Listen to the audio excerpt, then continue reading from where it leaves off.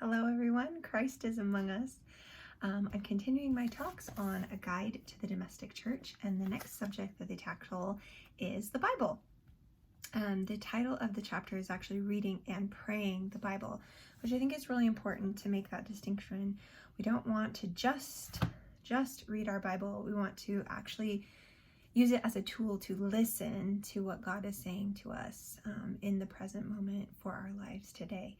So the book gives a lot of great advice about translations for adult Bibles, and it's not my expertise, so I'll allow that to be spoken for itself within the Bible. I personally use the St. Joseph's edition for myself, but it was given to me at my confirmation when I was a teenager, actually, in the Roman Catholic Church.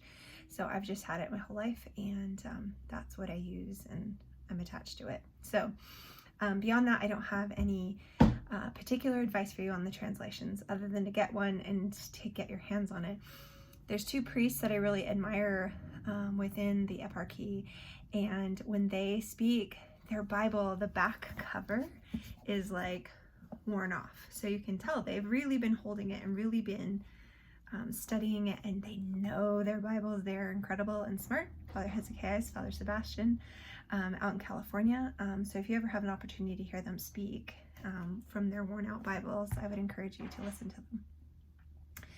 But I want to talk to you today more about the family approach to the Bible, since that's more where I typically focus and where I feel most confident sharing material with you. So from the start, you want to raise your kiddos with Bible stories. They should know them just as well as Peter Rabbit or, whatever other favorite bedtime story they have. There's lots of just little children's books that take the snippets, the highlights. What little boy doesn't like to hear about David and Goliath? So reading those stories to the children so that they become common to them, that they become connected to those stories of Scripture is super important, and they should be some of the first books that your kids read.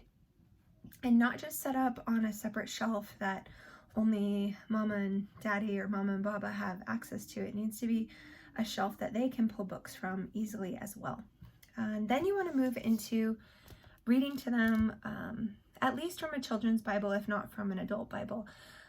And I try to read to the girls every day from a children's Bible. And we read it just like a storybook, front to back. Of course, if there's a feast or a particular day coming up that we want to memorize or remember, I'll flip to that chapter, but we read it just front to back. My kids' favorite children's Bible, and mine as well, is this one, the Catholic Bible for Children. I love the illustrations. The kids really like hearing from this Bible. The language is really easy to understand, but it stays true to the stories, and I love it. Another one that I really like and used a lot in Sunday school is this one right here, the Bible for Young People. This is actually an Orthodox publication, and I do really love the stories because they stay very true to the faith. However, I think the illustrations appeal a little bit more to an adult audience than they do to children as far as engaging the kiddos as you're reading along. And of course, these are typically Bibles that you're reading to children who can't read themselves or in a Sunday school environment. And so the illustrations, I think, become really important to keep them engaged in the story and to engage their minds. I want to encourage you to be careful in the translations that you choose for the children in making sure that they are Catholic or Orthodox Bible translations. We got this one, the Jesus Storybook Bible, and I love it. If you want to talk about gorgeous illustrations, this book is beautiful, which is why I bought it. The other thing that I really love about this Bible is that it goes throughout salvation history from Old Testament to New.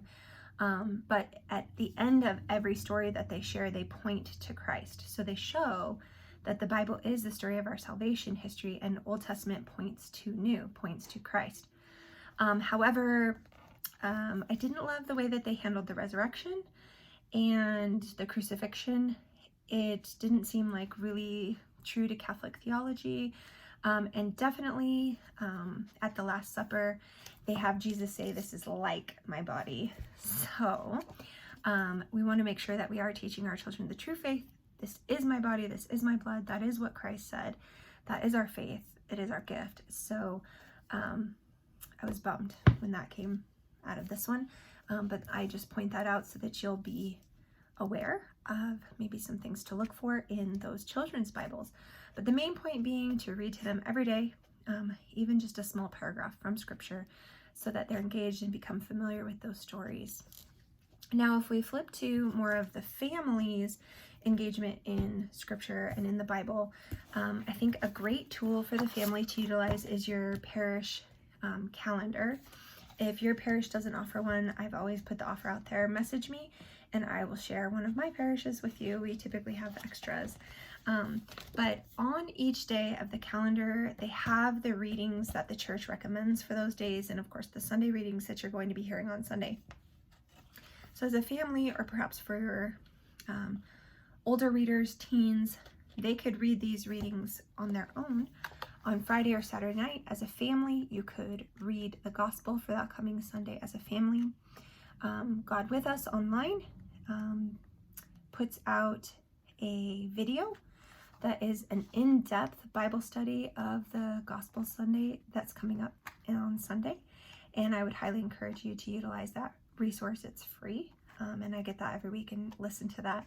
I like to listen to that audio in the car so the kids hear it as well, and can be engaged.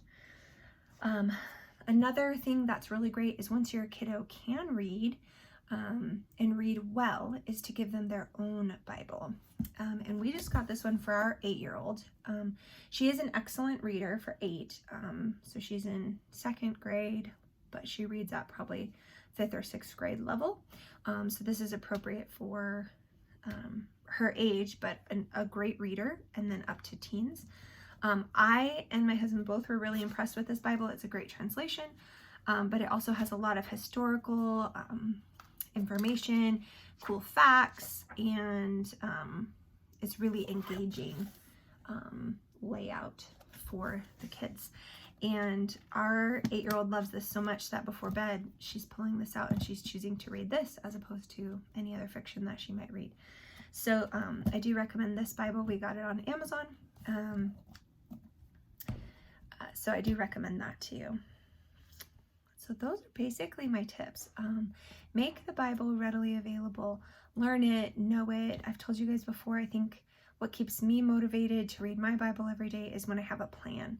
So whether you choose to read by theme or chronologically, or just try and read the whole Bible from front to start, if you have a goal, if you have a plan in mind of what you're going to read, I think it's much more motivating to keep you going. And then as you read, make sure that you're taking time to silently reflect on what God is saying to you in that scripture in your life today. I use a prayer journal for this, but certainly just sitting in quiet and pondering and reflecting what God is saying to you is equally worthy. I hope these tips are helpful to you. I'd love to hear or see any other Bible books or Bible stories that you're using in your home, and know that I am praying for you always. God bless.